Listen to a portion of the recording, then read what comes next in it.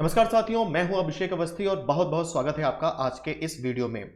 साथियों, DSSB की जो वैकेंसीज हैं उनका नोटिफिकेशन जो है वो जारी हो गया है। जी हां, DSSB की जो वैकेंसीज हैं उनका नोटिफिकेशन जारी हो गया है और यहां पे आप देख सकते हैं कि यहां पर सहायक अध्यापक नर्सरी का नोटिफिकेशन आया है। इसके अलावा यहां पर जो PGT है उसका नोटिफिकेशन आया है और साथ ही साथ यहां पे जो नॉन टीचिंग पोस्ट है उनका भी नोटिफिकेशन आया है। तो ये एक एक करके हम लोग इन पे डिस्कस करते हैं और कैसे आवेदन करना है, कितनी वैकेंसी है, इन सब पे हम लोग जो है यहाँ पर डिटेल में चर्चा करेंगे।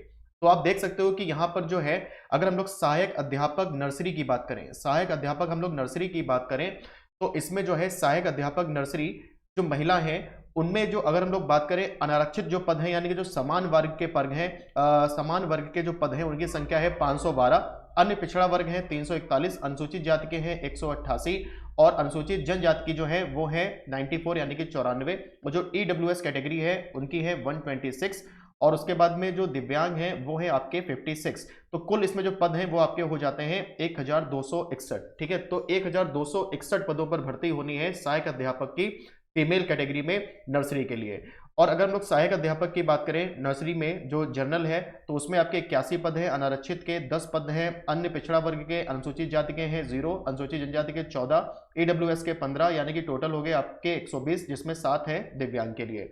वहीं सहायक अध्यापक जो नर्सरी है नई दिल्ली नगर जो है पालिका परिषद की तरफ से, तो उसमें भी जो है 21 पद हैं आपके अनारक्षित के, अन्य पिछड़ा वर्ग के जो पद हैं आपके वो है आपके 26, अनुसूचित जाति के हैं 10, अनुसूचित जनजाति के हैं 7, आर्थिक रूप से जो कमजोर वर्ग के हैं यानी कि EWS उसके हैं 10, कुल हो जाते हैं आपके 74।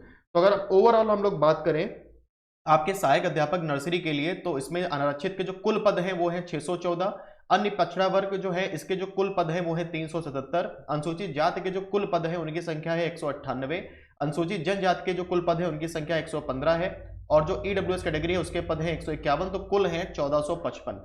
जी हाँ, कुल 1455 पद जो हैं वो निकले हैं आपके सहायक अध्यापक नर्सरी के लिए और इनके लिए जो आपका आवेदन है वो आपका शुरू हो जाएगा 9 जनवरी 2024 से। तो 9 जनवरी 2024 से आपका जो आवेदन है वो शुरू हो जाएगा और 7 फरवरी 2024 तक की आप आवेदन जो है वो कर सकते हैं। अब इनके लिए क्या शैक्षणिक योग्यता रहेगी, क्या एलिजिबिलिटी रहेगी, किस तरीके से कितनी क्या फीस वगैरह होगी, ये सब जब डिटेल नोटिफिकेशन आएगा तो वहां पे हम लोग डिस्कस करेंगे।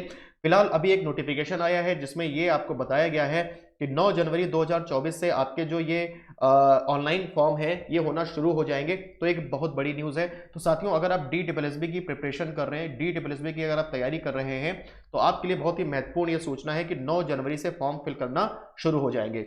वहीं इसमें हम लोग अगर PGT की बात करें तो आप देख सकते हैं कि PGT की बहुत सारी यहाँ पर वैकेंसी है, अलग अलग सब्जेक्ट की यहाँ पर वैकेंसी जो है आई हुई है। यहाँ पे आप देख सकते हो कि PGT हिंदी की वैकेंसी है, PGT मैथ की वैकेंसी है, PGT फिजिक्स की वैकेंसी है, केमिस्ट्री की है, बायोलॉजी की है, इकोनॉमिक्स की है, कॉमर्स की है, हिस्ट्री की है, ज्योग्राफी की है, पॉलिटिकल साइंस की है, सोशोलॉजी की है, इसके अलावा फिजिकल एजुकेशन की है और साथ ही साथ होम साइंस की भी है।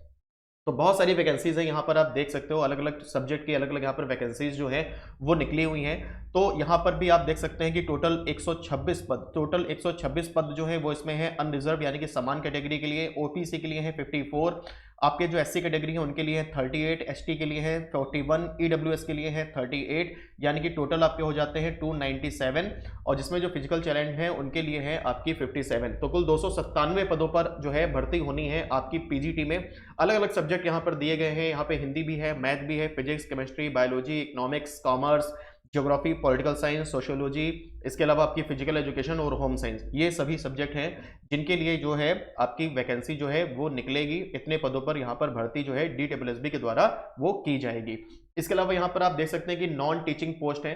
तो नॉन टीचिंग पोस्ट में आपका जो है लोअर डिवीजन क्लर्क है यानी कि LDC, इसके अलावा जूनियर असिस्टेंट है, स्टेनोग्राफर है, जूनियर स्टेनोग्राफर है, lower division clerk cum typist है, junior stenographer, stenographer and assistant है। ठीक है, तो काफी सारी यहाँ पे भी पोस्ट हैं, आप देख सकते हैं अलग अलग यहाँ पे पोस्ट हैं और इनमें काफी पोस्टें आई हुई हैं। तो नॉन टीचिंग की इस बार जो है बहुत सारी वैकेंसीज हैं।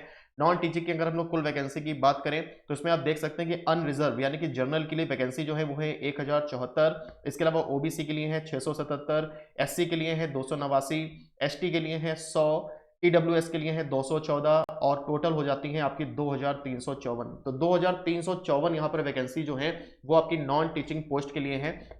इसमें आप देख सकते हैं जूनियर असिस्टेंट है, स्टेनोग्राफर है, lower division clerk cum typist है, junior stenographer, junior assistant stenographer, इसके अलावा junior assistant, junior stenographer English, junior assistant stenographer grade second, lower division clerk, junior assistant, junior stenographer Hindi assistant grade 1। तो काफी सारी vacancy यहाँ पर जो है वो नॉन टीचिंग पोस्ट के लिए आई हुई है।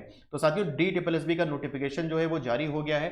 DSSB का नोटिफिकेशन आ गया है कि 9 जनवरी 2024 से फॉर्म फिल करना शुरू हो जाएंगे और 7 फरवरी तक आप जो है इन फॉर्म को फिल कर पाएंगे। बाकी इनमें क्या एजुकेशन क्वालिफिकेशन रहेगी, क्या इनकी फीस होगी, क्या इनका सिलेबस रहेगा, ये हम लोग आगे आने वाले जो वीडियोस हैं उनमें डिस्कस करेंगे।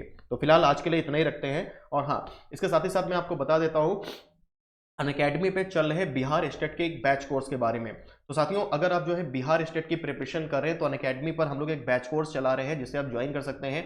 इस बैच कोर्स की जो फीस है वो है सिर्फ 899 रुपये। ये कंप्लीट बैच कोर्स है जो कि हम लोग अनअकैडमी पे आपके लिए लेकर आए हैं। इस बैच कोर्स का लिंक आपको इस वीडियो के डिस्क्रिप्शन में मिल जाएगा और इस बैच कोर्स में मैं आपको पढ़ा रहा हूँ सोशल स्टडीज।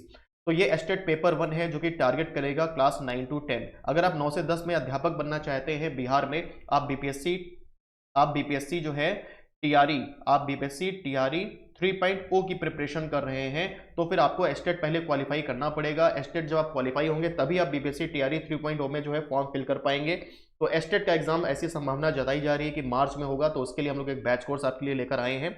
इसका लिंक आपको डिस्क्रिप्शन में मिल जाएगा और इस बैच कोर्स को लेते समय अगर आप मेरा रेफरल कोड यूज करोगे AARG लाइव तो आपको मिल जाएगा डिस्काउंट। तो AARG लाइव ये मेरा रेफरल कोड है। अगर आप रेफरल कोड का यूज करते हो अनअकैडमी टीचिंग सुपर पैक में सब्सक्रिप्शन लेते समय या फिर अनअकैडमी पे किसी कोर्स में सब्सक्रिप्शन लेते समय तो आपको डिस्काउंट मिल जाएगा, आपको 20% का डिस्काउंट मिल जाएगा अगर आप ये रेफरल कोड यूज करते हो तो।